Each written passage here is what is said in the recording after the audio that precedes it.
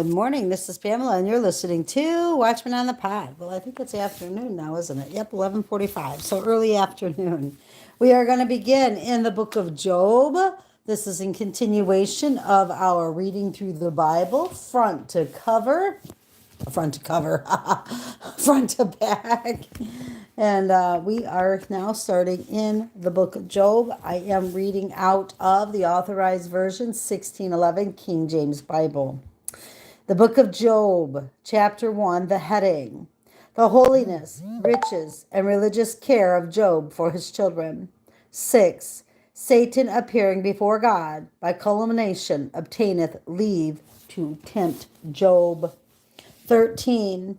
Understanding of the loss of his goods and children. In his mourning he blesseth God. Chapter 1. It is written, there was a man in the land of Uz, whose name was Job, and that man was perfect and upright, and one that feared God, and eschewed evil. And there was born unto him 7 sons and 3 daughters. His substance also was 7,000 sheep, and 3,000 camels, and 500 yoke of oxen, and 500 she-asses, and a very great household, so that this man was the greatest of all the men of the east. And his sons went and feasted in their houses, every one his day, and I'm thinking that's birthdays, but I'm not positive, and sent and called for their 3 sisters to eat and to drink with them. And it was so, when the days of their feasting were gone about, that Job sent and sanctified them, and rose up early in the morning, and offered burnt offerings according to the number of them all. For Job said, it may be that my sons have sinned and cursed God in their hearts. Thus did Job continually. And that would be like us praying for our children every single day, every morning. Pray for your children. Verse 6. Now there was a day when the sons of God came to present themselves before the Lord, and Satan came also among them. Hold on 1 minute. I want to look at the... Okay. Number 7. And the Lord said unto Satan, whence comest thou? Then Satan answered the Lord and said, from going to and fro in the earth, and from walking up and down in it. And the Lord said unto Satan, hast thou considered my servant Job, that there is none like him in the earth, a perfect and an upright man, one that feareth God and escheweth evil? Then Satan answered the Lord and said, doth Job fear God for naught? Hast not thou made an hedge about him, and about his house, and about all that he hath on every side? Thou hast blessed the work of his hands, and his substance is increased in the land. But put forth thine hand now, and touch all that he hath, and he will curse thee to thy face. And the Lord said unto Satan, behold, all that he hath is in thine power. Only upon himself put not forth thine hand. So Satan went forth from the presence of the Lord. And there was a day when his sons and his daughters were eating and drinking wine in their eldest brother's house. And there came a messenger unto Job and said, the oxen were plowing, and the asses feeding beside them, and the Sabaeans fell upon them and took them away. They have slain the servants with the edge of the sword, and I only am escaped alone to tell thee. While he was yet speaking, there came also another and said, the fire of God is fallen from heaven, and hath burned up the sheep and the servants, and consumed them. And I only am escaped alone to tell thee.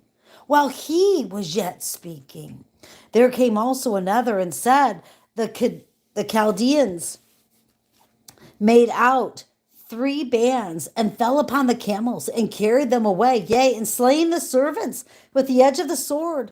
And I only am escaped alone to tell thee. While he was yet speaking, there came also another, and said, thy sons and thy daughters were eating and drinking wine in their eldest brother's house. And behold, there came a great wind, from the wilderness, and smote the four corners of the house. And it fell upon the young men, and they are dead. And I only am escaped alone to tell thee. Then Job arose and rent his mantle, shaved his head, and fell down upon the ground, and worshipped, and said, Naked came I out of my mother's womb, and naked shall I return thither. The Lord gave, and the Lord hath taken away. Blessed be the name of the Lord. In all this Job sinned not, nor charged God foolishly. Chapter 2, the heading. 1. Satan appearing again before God obtaineth further leave to tempt Job. 7. He smiteth him with sore boils. 9. Job reproveth his wife, moving him to curse God. 11. His three friends console with him in silence. Chapter 2. It is written, Again there was a day when the sons of God came to present themselves before the Lord, and Satan came also among them to present himself before the Lord. And the Lord said unto Satan, From whence comest thou? And Satan answered the Lord, and said, From going to and fro in the earth, and from walking up and down in it. And the Lord said unto Satan, Hast thou considered my servant Job? There is none like him in the earth, a perfect and an upright man, one that feareth God and escheweth evil. And still he holdeth fast his integrity, although thou movest me against him to destroy him without a cause. And Satan answered the Lord and said, Skin for skin. Yea, all that a man hath will he give for his life. But put forth thine hand now, and touch his bone and his flesh, and he will curse thee to thy face. And the Lord said unto Satan, Behold, he is in thine hand, but save his life. So went Satan forth from the presence of the Lord, and smote Job with sore biles, and from the sole of his foot unto his crown. And he took him a potsherd to scrape himself withal, and he sat down among the ashes. Then said his wife unto him, Dost thou still retain thine integrity? Curse God and die. So she was saying, curse God and kill yourself. Just get it over with, Job. But he said unto her, Thou speakest as one of the foolish women speaketh. What? Shall we receive good at the hand of God, and shall we not receive evil? In all this did not Job sin with his lips. Now when Job's three friends heard of all this evil that was come upon him, they came every one from his own place, Eliphaz the Teemite, Bildad the Shuhite, and Zophar the Nathanite. For they had made an appointment together to come to mourn with him and to comfort him. And when they lifted up their eyes afar off and knew him not, they lifted up their voice and wept. And they rent every one his mantle, and sprinkled dust upon their heads toward heaven. So they sat down with him upon the ground 7 days and 7 nights, and none spake a word unto him, for they saw that his grief was very great. Chapter 3, the heading. 1. Job curseth the day and services of his birth. 13. The ease of death. 20. He complaineth of life because of his anguish. Chapter 3. It is written. After this opened Job his mouth and cursed his day. And Job spake and said, Let the day perish wherein I was born, and the night in which it was said that there is a man-child conceived. Let that day be darkness. Let not God regard it from above, neither let the light shine upon it. Let darkness and the shadow of death stain it. Let a cloud dwell upon it. Let the blackness of the day terrify it. As for that night, let darkness seize upon it. Let it not be joined unto the days of the years. Let it not come to the number of the months. Lo, let that night be solitary. Let no joyful noise come therein. Let them curse it that curse the day, who are ready to raise up their mourning. Let the stars of the twilight thereof be dark. Let it look for light and have none, neither let it see the dawning of the day, because it shut not up the doors of my mother's womb, nor did sorrow from mine eyes, nor hid sorrow from mine eyes. Why died I not from the womb? I why did I not give up the ghost when I came out of the belly? Why did the knees prevent me? Or why the breast that I should suck? For now should I have leaned still and been quiet, and I should have slept, then had I been at rest. With kings and counselors of the earth, which built desolate places for themselves, or with princes that had gold, who filled their houses with silver, or as an hidden, untimely birth, I had not been as infants which never saw light. Which infants, no, as infants which never saw light. There the wicked cease from troubling, and there the weary be at rest. There the prisoners rest together. They hear not the voice of the oppressor. The small and great are there, and the servant is free from his master. Let's see. Let's just try to quit on me. There the prisoners rest together. They hear not the voice of the oppressor. The small and great are there, and the servant is free from his master. Wherefore is light given to him that is in misery, and life unto the bitter in soul, which long for death, but it cometh not, and dig for more than for hid treasures, which rejoice exceedingly and are glad when they can find the grave. Why is light given to a man whose way is hid, and whom God hath hedged in? For my sighing cometh before I eat, and my roarings are poured out like the waters. For the thing which I greatly feared is come upon me, and that which I was afraid of is come unto me. I was not in safety, neither had I rest, neither was I quiet, yet trouble came.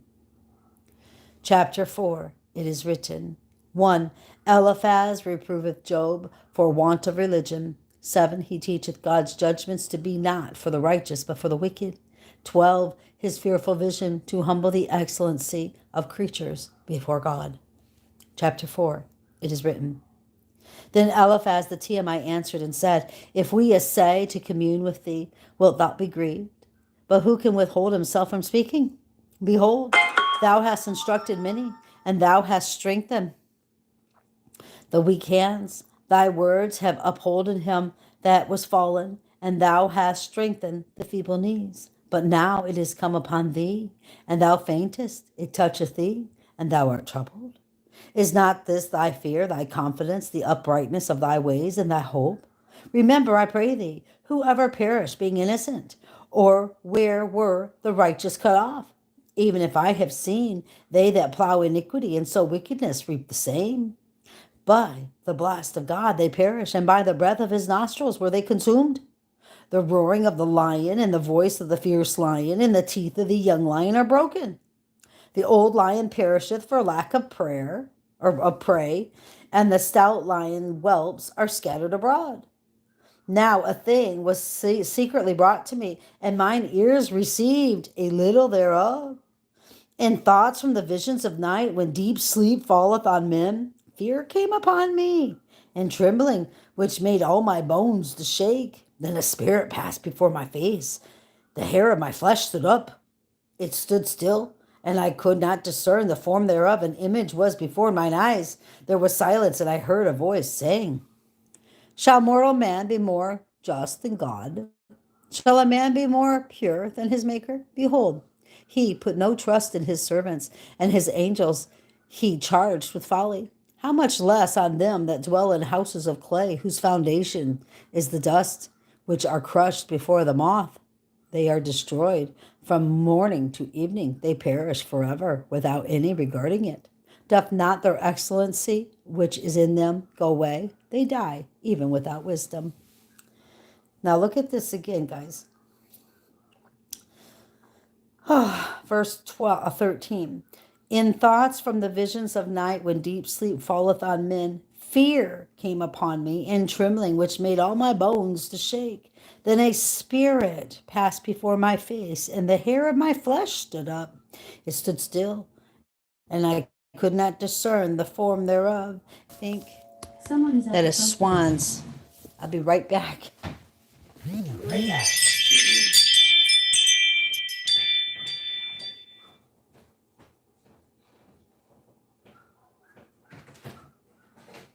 Hi, Sadie. How are you? Good.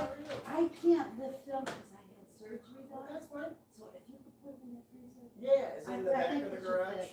Yeah, the one in the back of the garage would work, but there's the chest too. Oh, okay. Possibly. Absolutely. I would. I was missing the multi-grain orzo blend. That one's on back order. Everything else is here though. Thank you. We'll get it in there for you. Thank you. I appreciate it. My pleasure. You have a great day. You too. Thank you.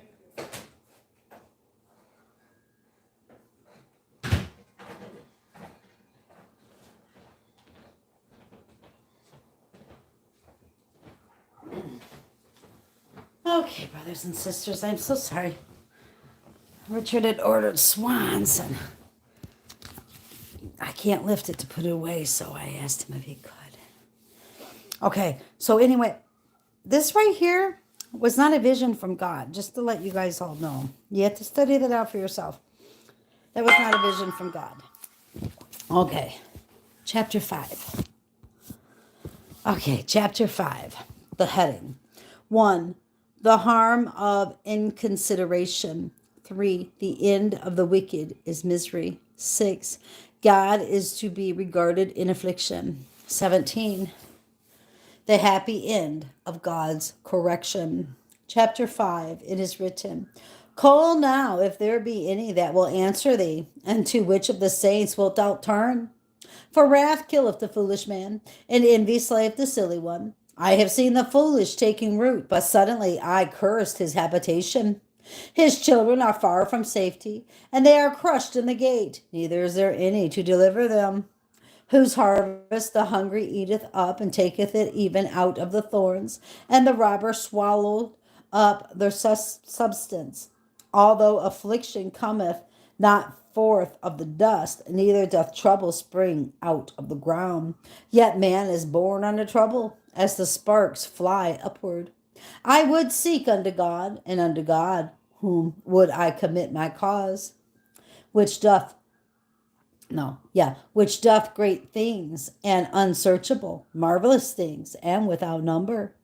Who giveth rain upon the earth, and sendeth waters upon the fields, to set up on high those below, that those which mourn may be exalted to safety.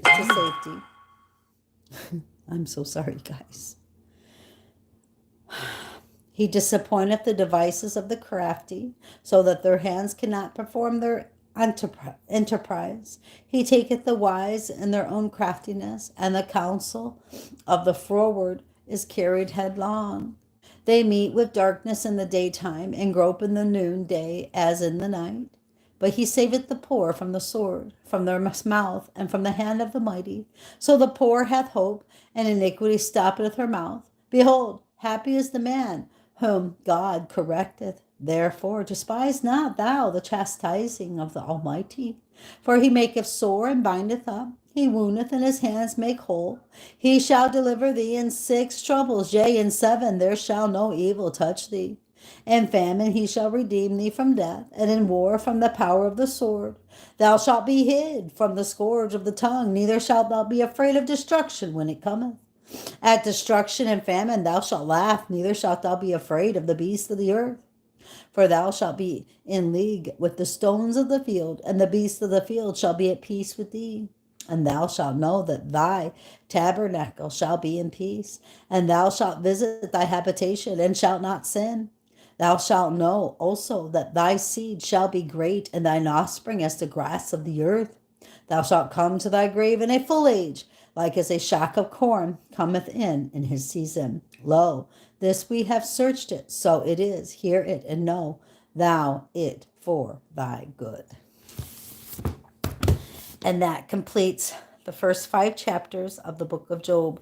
These are really worth studying, I believe, and really digging into it, because, once we get to the end of Job, we're going to find out that God said that they did not speak what was right concerning him. That speaks volumes, brothers and sisters, because there's a lot of people that will quote what Eliphaz, the TMI, and Bildad and all them had spoken to Job, and God said that they did not speak what was right concerning him. We might really, really want to think about that. All right, brothers and sisters, keep your eyes on Jesus and your nose in the book, which is the Word of God, and embed the Word of God upon the tablets of your hearts, so you and I will not sin against God or be deceived. I love you all. Bye-bye.